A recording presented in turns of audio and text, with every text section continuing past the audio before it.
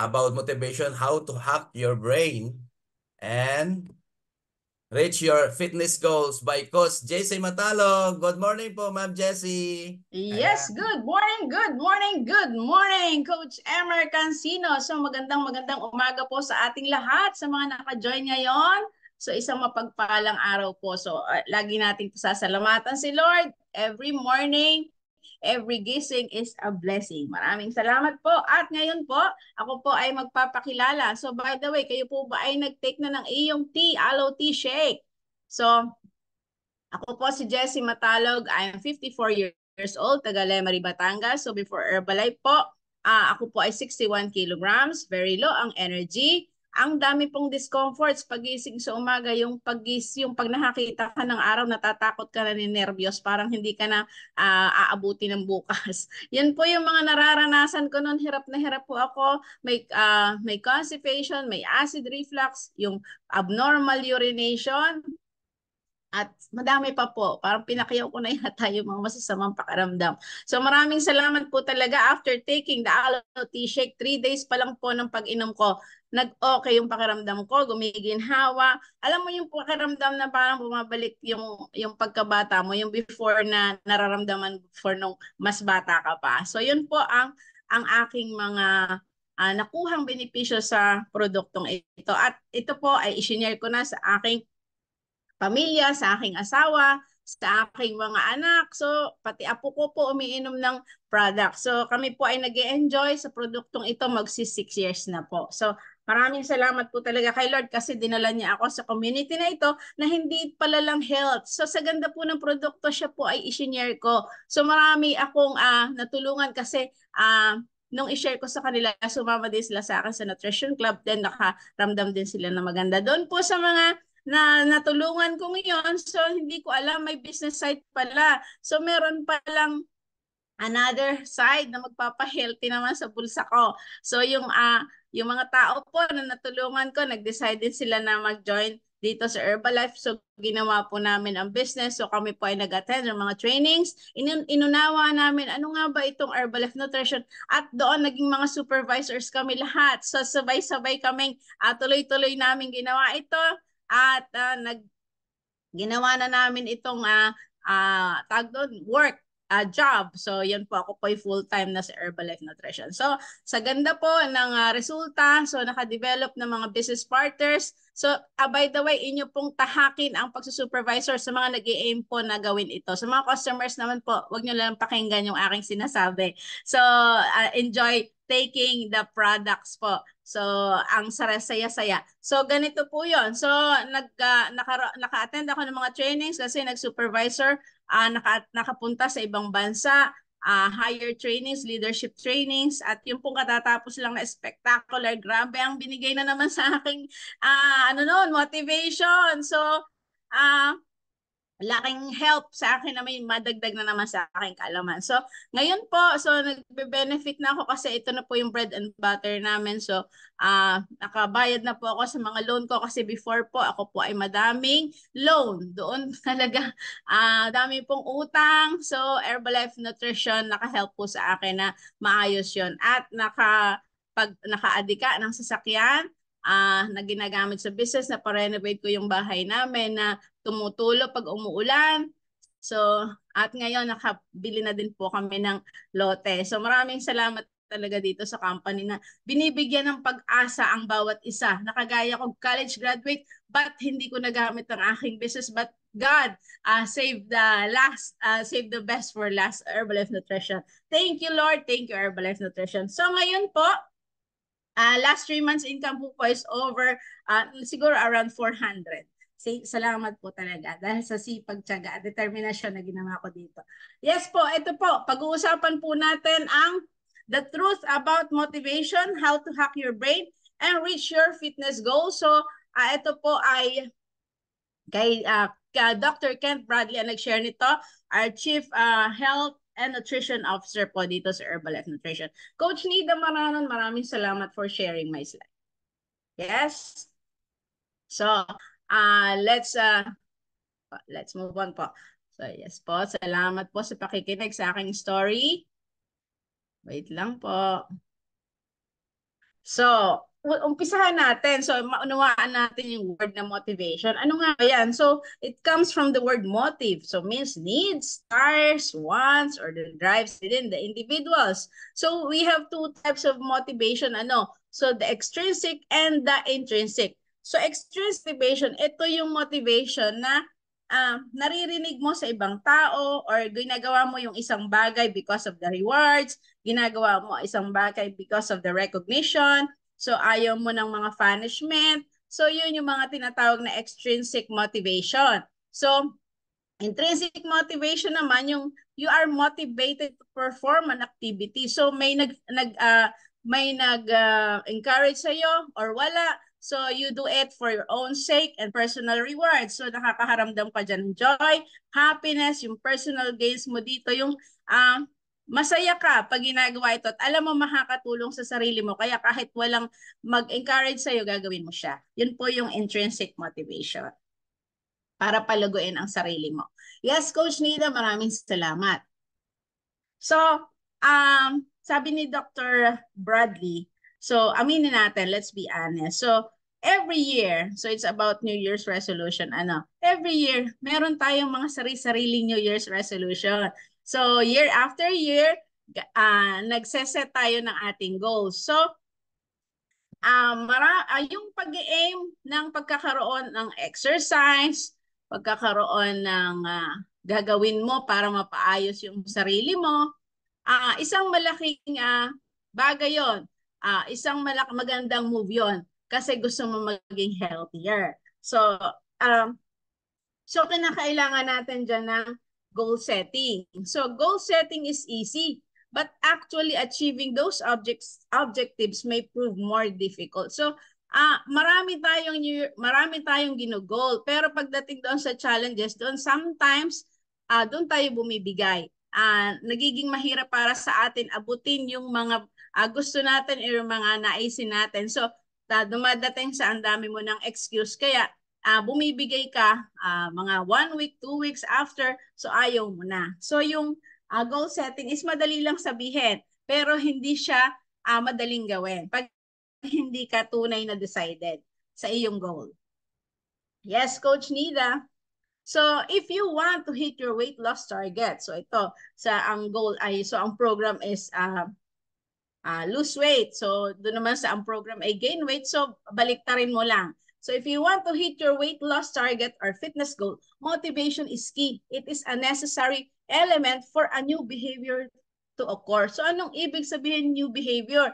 So dapat nandiyan yung patience mo, perseverance, yung change mo yung iyong habit or do it repeatedly para yung maging manner mo na or makagawian mo na. So yung gagawin mo. Dapat maging bagong ikaw-ikaw. Maging bagong para magawa mo yung mga bagay na dinidesisyonan mong gawin. So, yes po. Yes, Coach Nida. Why motivation matters in weight loss and fitness? So, sabi, importante talaga ang motivation. But to start, you'll need to believe in yourself and imagine what success will look like. I-visualize mo na agad, ano yung magiging itsura ko pagka na-achieve ko ito? Ano yung mararamdaman ko? Dapat naka-visualization para meron kang drive to do it better. So belief can involve two things. Belief can involve two things. Ano yan? Ano ba yung tingin mo sa sarili mo? Ano ba yung tingin mo na kaya mong gawin? What you believe you are capable of. So, it is critical for success for a very powerful reason kasi anong kaya niyang hulmahin? Yung confidence, yung kumpiyansa mo sa sarili. So, dapat may believe ka sa sarili mo. So, yung believe na kaya mong gawin in your own way. Excuse me. Thank you so much, Coach Nida. So why motivation matters in weight loss and fitness? So bakit kinakailangan ng motivation? Paano mo ba mag-stick sa iyong resolution or paano mo siya maaalis sa iyong or mako-cross sa iyong list? How do you stay motivated to reach your fitness goals? So start mo, yung confidence mo in one's ability to achieve a specific goal is termed self-efficacy. So ano yung self-efficacy? Ito yung mga bagay na na-achieve mo na ito yung expectation of self-efficacy are derived from four principal sources of information according to Albert Bandura, a psychologist. Sabi po niya, so ang self-efficacy ay yung naging habit mo na, yung kumpiyansa mo na i-develop mo na sa sarili mo na kaya mong gawin ng isang bagay. So ito, saan nakukuha ito? Performance accomplishments, yung mga bagay na nagawa mo na. Yung mga na performance na na-achieve mo na. So second-hand experience naman, ito yung mga bagay na nagawa ng iba. Yung nakikita mong na-accomplish ng iba.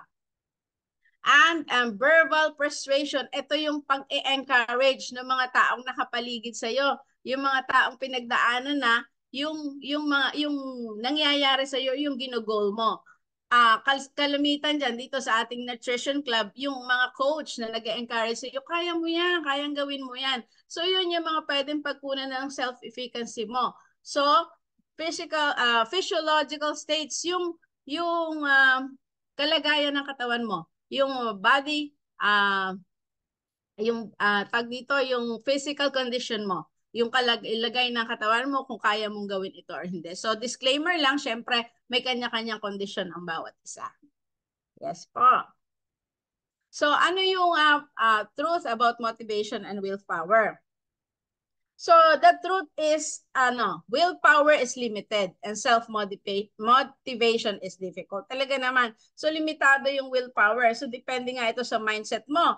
Only about 8% of people who have made a New Year's resolution achieve it. So hindi lahat na-achieve ito.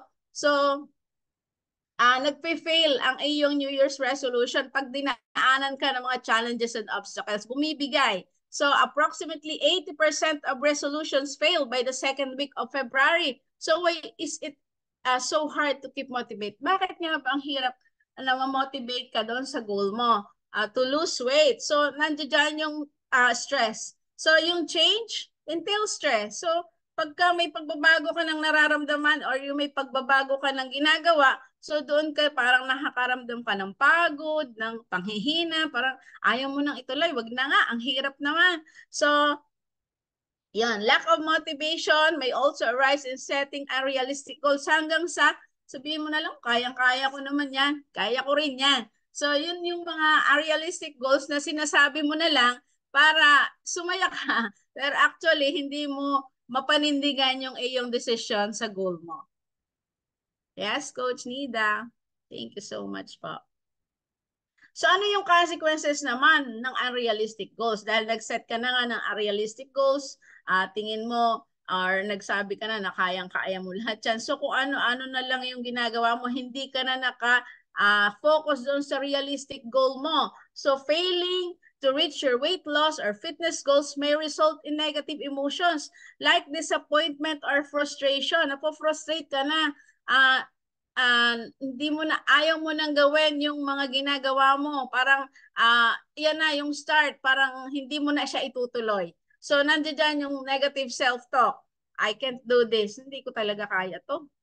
Exercise is too hard or boring. Hirap naman mag-exercise. Ang sasakit ng katawan ko. Ang sasakit ng... So, ang hirap. So, napapagod ka. My weight loss goal is overwhelming. Siyempre, pag nag-goal ka, nung napakataas, gusto mo agad mag-lose ka ng 10 kilos, hindi mo naman agad kaya. So, yun, doon ka nawawala ng motivation. So, bakit ko pa ito try? Ang hirap-hirap naman. Yes. Coach Nida, salamat po. So, bakit kinakailangan yung mga small wins ma-recognize mo? So, why small wins matter? Ito yung magiging motivational fuel mo. So, small wins are milestone you set to help you reach your specific goal. So, gusto mo mag 10 kilograms na weight loss, wag kang mag-aim na 10 kilograms agad ang maaalis mo or mailulose mo. So, yung simple na umpisa pa lang ng pag-inom mo, of course, itong ating mga produkto, katulong mo ito sa lose weight program mo. So yung makaramdam ka ng maganda. So ang ganda na noon, small win na yon. So, non-scale victory na yon. So, nakita mo sa scanner, aba, may 0.1, 0.2, 0.3 na body fat percentage na alis ako. Galing! So, kaya nga katulong dito sa Nutrition Club din yung mga coach, nag-encourage sa'yo na kaya mong gawin yung mga bagay na nahihirapan ka. So, importante, meron kang kasama. So, yan yung mga small wins na dapat mo ipag-celebrate para you keep yourself motivated. Small wins are both motivating and encouraging. Nakaka-encourage siya. So, nakakabawa siya ng stress about an overwhelming goal. So, yung damit mo, nagkasya. Lumiit yung bewang mo. So, nalalakad mo na yung mga hindi mo nalalakad before. That are small wins will lead you to large success. So, makuha mo yung goal mo. So, yan, you can later leverage that competence toward subsequent larger successes. So, sa iyong pag-goal or sa iyong pag-recognize yung mga small wins mo, hanggang sa masasanay ka na, sasaya ka ng sasaya, hanggang sa itutuloy mo siya. Yes, Coach Nida, salamat po. So, the science of small wins, eto yon. So, behavior scientists have observed that encouraging people to set challenging goals is more likely to simulate initial readiness to change. So, parang maaano mo sa mind mo na nag-uumpisa ka na talagang magbago. Accomplishments, even small ones, activate. Meron palang reward circuitry sa ating brain. So, meron palang ganyan. So, this means yung dopamine neurotransmitter is released na i-release yan. So, ang pakiramdam mo, energetic, happiness, at nagkakaroon ka ng pride. So, nagkakaroon ka ng more confidence sa sarili mo. So, your brain will like the feeling so much. Gustong-gusto ng brain mo yan. So, kaya itutuloy-tuloy niya ito.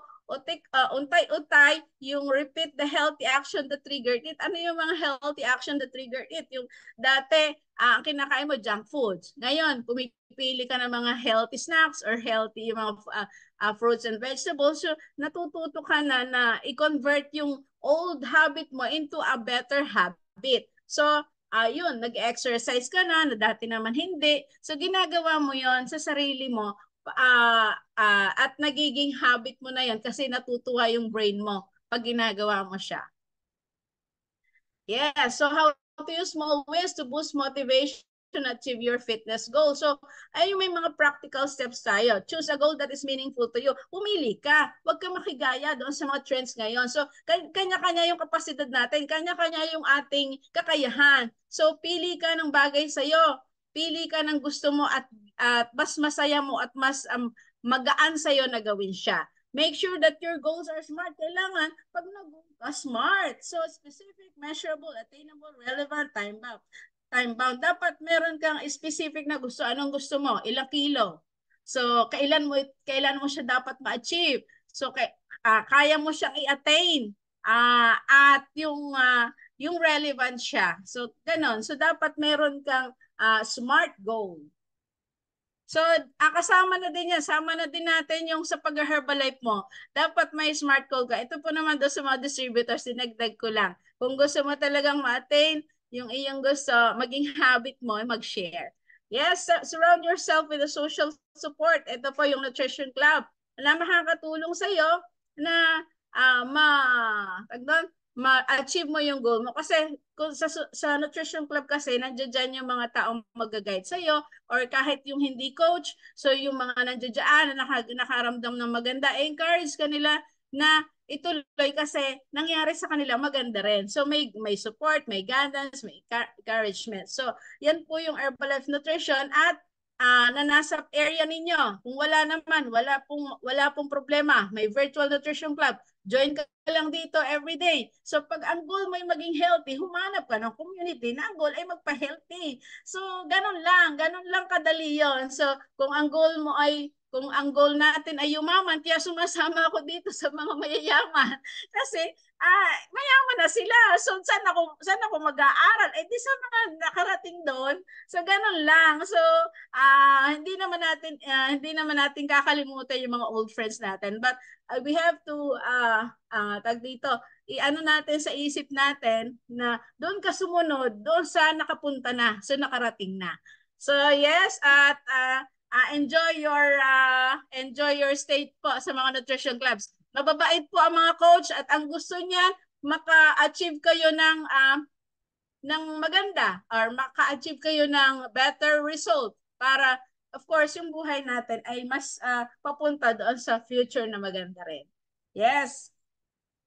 At notice your small wins and celebrate them. So, take the time to appreciate your small wins. So, dapat ay magkaroon ka ng panahon talaga ma-appreciate mo mga maliliit na ano tawag dito, ng mga nangyayari sa buhay mo into a better you, into a better life.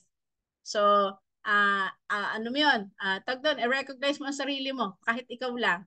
There's no better time to begin pursuing your goals than today. So, hindi lang po ito is all about lose weight, gain weight. It's not all about your health. It's all about our life. So, live our best lives and tuloy-tuloy po natin kung ano yung goal na naumpisahan natin ng January, yung ating New Year's resolution. Wag po tayong bumigay, kapit kay Lord, manalangin, gawin natin yung ating makakaya para magkaroon tayo ng better lives to have a better future. So, pare-parehas lang po tayo nag-i-aim yan. So, kapit lang po at sama po tayo dito sa VNC every day. So, Nutrition Club also po sa mga kalapit ninyo. At of course, ano nga ba ang dahilan ng pagiging healthy ng bawat isa sa atin? When we change our breakfast, the healthy breakfast, the aloe, the tea, and the shake, kasama ng mga tablets na meron kayo for targeted nutrition. So, itong mga produktong ito, change my life. So, malayo-layo na rin, pero malayo pa ang mararating ko. Alam ko po yan kasi tinatrabaho ko siya. Maraming salamat po sa community ni Herbalife Nutrition na patuloy nag-guide at yung mga kasamahan namin dito, encouraging everyone, every distributors po nag-encourage sa bawat isa. So, ang laking bagay. So, ikaw kung ang goal mo, kung nag-uumpisa ka lang, lose weight, dyan ka mag-start. Start mo na ayusin or be a better you. Thank you so much, Coach Nida Maranon. Maraming salamat sa pag-share ng slides ko. Thank you, Coach Emer Cancino. Back to you po. Good